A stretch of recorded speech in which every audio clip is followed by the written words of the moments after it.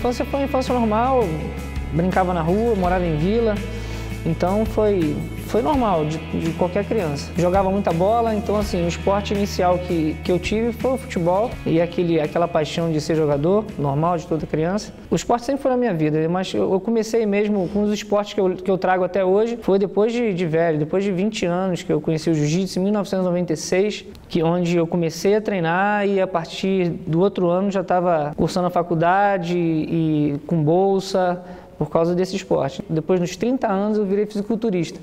Então, assim, foram os dois esportes que marcaram. Eu fui campeão brasileiro 2 vezes e fui campeão mundial também, em 1998. Em 1999, eu fiquei em segundo no mundial, quer dizer, eu sempre fiquei no pódio. Entre primeiro, segundo e terceiro, eu sempre estava ali até minha faixa roxa, faixa marrom. A faixa preta eu lutei pouco, porque foi um momento de transição na minha vida, mas basicamente eu já fui campeão estadual, brasileiro e mundial de jiu-jitsu. No fisiculturismo, tive 5 títulos estaduais, participei de 2 Arnolds, mas que eu posso falar de mais expressivo foram os 5 títulos estaduais do Rio de Janeiro, né, que eu competi pelo Rio. Eu era federado por lá. Eu fui uma criança normal, eu acredito, até meus 21 anos. Tinha pai e mãe, eu comecei em 96 a competir. Meu pai e minha mãe não gostavam muito, minha mãe não gostava porque achava agressivo. Meu pai não curtia muito também, até meus 21 anos, né, no caso. Foi quando meu primeiro filho nasceu, o Vitor. E meu filho veio especial, ele veio com paralisia cerebral e veio também com deficiência visual, e esse momento foi o momento de impacto maior na minha vida, porque a partir dali começou, digamos assim, o meu preparo. Eu digo preparo hoje, né, porque eu não tinha noção, mas hoje eu entendo que ali eu comecei a ser moldado para o que vinha pela frente. E foi minha primeira batalha, digamos assim, que você receber um filho especial com 21 anos, com a cabeça de um adolescente, né, virando adulto. Deus me deu um dom que eu não sei explicar, porque a cada adversidade eu pegava e fazia. Então, quando eu fiquei sabendo do nascimento dele, falou que ele é especial, aí eu virei e falei assim, e aí, o que é para fazer? Entendeu? Então, eu fui fazendo o que tinha que fazer, fui levando onde tinha que levar, e essa foi a minha primeira batalha. Depois que meu filho nasceu, eu cuidei dele como uma criança, né, que precisava de amparo, de apoio, e eu busquei, de todas as formas, dar tudo que ele precisava. Nesse momento, ele cresceu e a gente foi evoluindo junto. Eu estava sendo preparado, né, mas eu não sabia que mais para frente eu teria mais um grau para eu subir nas batalhas. E ano passado, depois de ter cuidado dele, deixado ele de um jeito assim, como se ele estivesse pronto, no jeito para viver normal, com dignidade, com alegria, com amor. Aí me veio, acho que eu passei na prova e veio mais uma batalha que foi ano passado.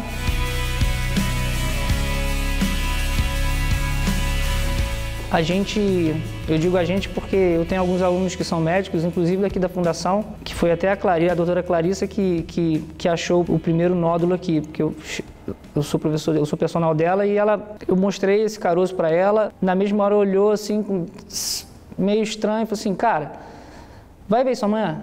Foi quando eu comecei os exames, aí faz punção, faz todos aqueles exames específicos até chegar na biópsia com diagnóstico de linfoma folicular grau 3. E era um linfonodo muito grande que eu tinha no pescoço e eu já estava todo tomado. Estava no peito, no abdômen, na virilha, então todos os lugares possíveis do linfonodo eu tinha. E o maior era aqui, que era visível, né? Foi onde a gente achou. O Dr. Leandro, que também é daqui, me chamou no consultório dele para me dar o diagnóstico. E da mesma forma, da primeira batalha, eu perguntei, e aí, o que tem que fazer?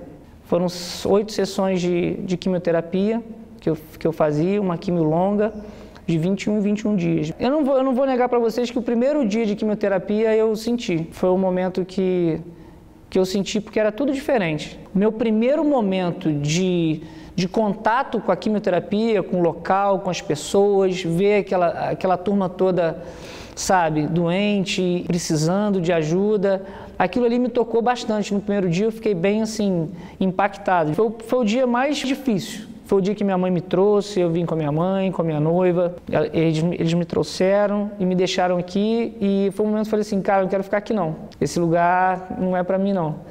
Mas Deus foi bom o suficiente para me acalmar e me deixar numa situação que eu ficasse bem, calmo e assimilando todo aquele processo que estava acontecendo. Como se eu estivesse filtrando todo aquele momento, para que a segunda sessão fosse totalmente diferente da primeira e foi isso que aconteceu.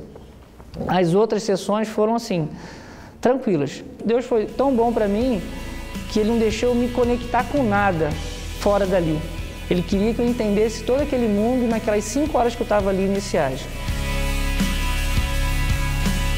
O hospital me acolheu muito bem. O pessoal daqui, minhas enfermeiras me cuidaram bem demais, me trataram muito bem aqui. Eu sou muito grato à turma que me acolheu lá, que cuidou de mim, os enfermeiros. Não tenho nada para reclamar em relação a como fui tratado aqui. Foi tudo perfeito, nunca faltou nada, nunca deu nenhum problema. Foi tudo muito, muito bom. Eu continuo com o tratamento, agora só que de uma forma de manutenção mais branda. Eu venho aqui de 2 em 2 meses, uns 2 anos ainda. Por isso que eu falo que eu sou garoto fundação. A minha base maior sempre foi Deus. Eu não posso negar, porque Ele, desde esse primeiro momento de tudo na minha vida, Ele cuida de mim. Eu não sei explicar, mas é como se eu já tivesse Deus comigo, mesmo assim, meio que sem saber. Hoje eu tenho noção disso. E depois eu confirmei tudo isso. Então, assim, Deus foi essencial na minha vida e a minha família, que foi a base de estar perto de mim também, cuidando de mim ao mesmo tempo. Deus me deu um dom, eu acredito que esse dom seja da fé, porque todas e qualquer batalhas que Ele me deu até hoje, eu simplesmente fui e encarei. Falar de fé é fácil para mim, mas eu acredito que seja difícil para algumas pessoas passando por momentos tão difíceis, que é receber uma notícia de uma doença, receber qualquer outra notícia que foge da normalidade da vida de cada um. O que eu posso dizer, cara, que Deus é maravilhoso, Deus não te desampara, Ele cuida o tempo todo de você. E às vezes a gente passa em processos que a gente precisa para a gente amadurecer, para a gente evoluir. Eu sei que o momento é difícil, eu posso falar disso, que eu passei por alguns momentos difíceis, inclusive de doença. Então, assim, o quanto a gente vale, o quanto a vida vale. Você passa por um momento de angústia, de dor, de tristeza e você aprende a valorizar a vida.